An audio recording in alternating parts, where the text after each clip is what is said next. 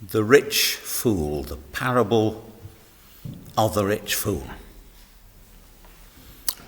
Well, let me ask you a question. How wise are you? What makes for true wisdom in life? Now, according to the world's wisdom, the aim of life is to accumulate as many possessions and as much wealth as you can. To get a good job that pays well, to gain promotion, to be able to afford expensive holidays, luxury items, expensive cars, to live in a mansion. These are the things that the world would consider to be wise aims. The world poo-poos the idea that wealth doesn't make you happy. Jesus, of course, especially in his teaching in the Sermon on the Mount, says the exact opposite. This is what he said in the Welsh reading that we had earlier. Do not store up for yourselves treasures on earth, where moths and vermin destroy, and where thieves break in and steal. But store up for yourselves treasures in heaven, where moths and vermin do not destroy, and where thieves do not break in and steal. For where your treasure is, there your heart will be also. Matthew chapter 6. And then in verse 24, you cannot serve both God and money. So Jesus is telling us to lay up treasures in heaven. Now I understand that to mean that all our deeds should be motivated by faith, hope, and love. For these are the three eternal qualities that Paul refers to in 1 Corinthians 13.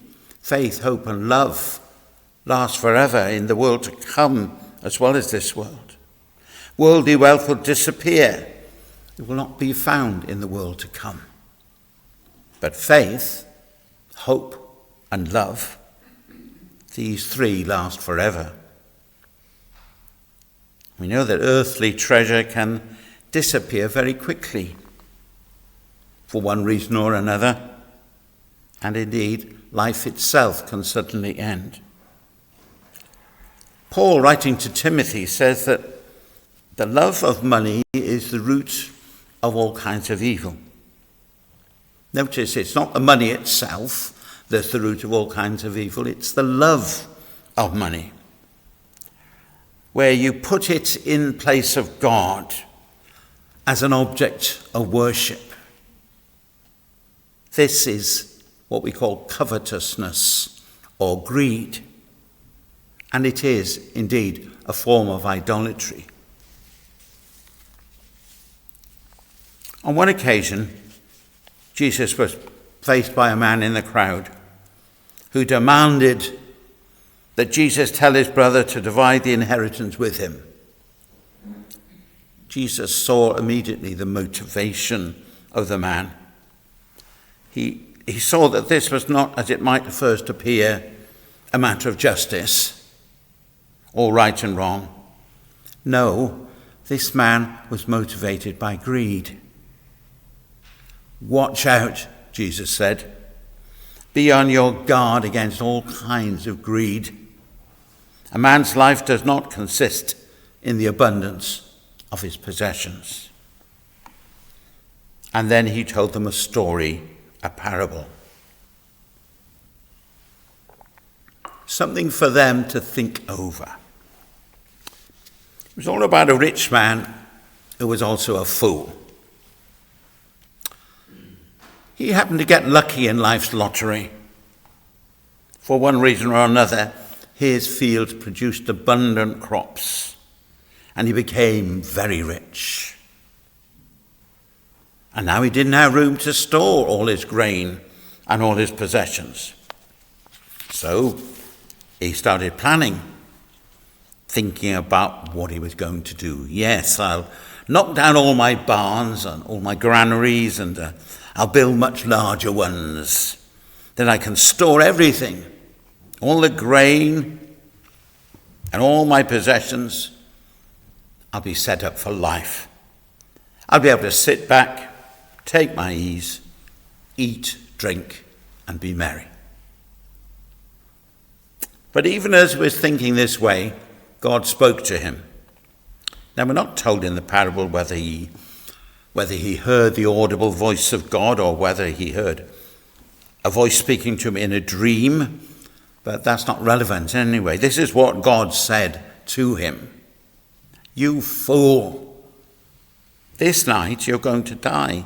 Someone else will get all your wealth. And Jesus ends with these devastating words. This is how it will be with everyone who stores up things for himself, but is not rich towards God. Rich towards God. So much then for the wisdom of the world, with all its worship of wealth and sucking up to billionaires and so on. Jesus says that's not true wealth. That's not godliness. The godly person is wise towards God. The godly person lays up heavenly wealth, not earthly. And if that godly person happens to be blessed with worldly wealth, then they'll seek to make good use of that wealth and the status that it gives them. They'll use it to benefit other people. They look for ways to help the poor and the needy. They find out how to support those who are speaking the truth or standing up against injustice, or who are proclaiming the good news. They support charities which are seeking to help other people. They are also personally generous in their actions towards the people around them. They seek to help other people. They seek to bring hope where there was hopelessness. And so it is in such people that faith, hope, and love are the motivations of all that they do.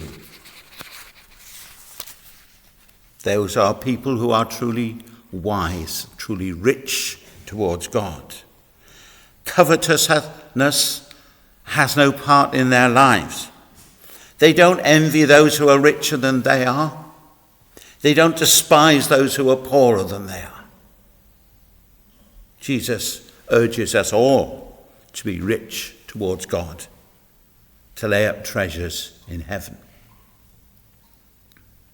Now then, going back to this rich fool in the story, what could he have done rather than just building new barns and seeking to increase and store all his wealth? In this story, he's told that his life will be demanded from him that very night. So he's not going to get any benefit at all out of all the wealth that he's had. Someone else is going to benefit from it. But let's for a moment think what he could have done, what he might have done if he'd wanted to put that wealth to good use. Thinking now about the situation of 2,000 years ago, the audience that Jesus was speaking to. Well, first of all, he could have donated some of his grain to support widows and orphans in the community, the poorest people. Or he could have sold some of the grain and used the money to build a place of worship, a synagogue, or perhaps to support the priests in the temple. Or he could perhaps have used some of the money to build a public building for the benefit of the community. Or he could have supported the arts. He could have supported poor scholars and poets and musicians and thus spread hope and joy in his community. Or he could have just invited all his neighbours around for a big feast. There were so many good and unselfish things that he could have done with his wealth. God had blessed him. Nature had blessed his fields and his crops, but this fool never thought of using those blessings to help other people. He just wanted to selfishly enjoy it.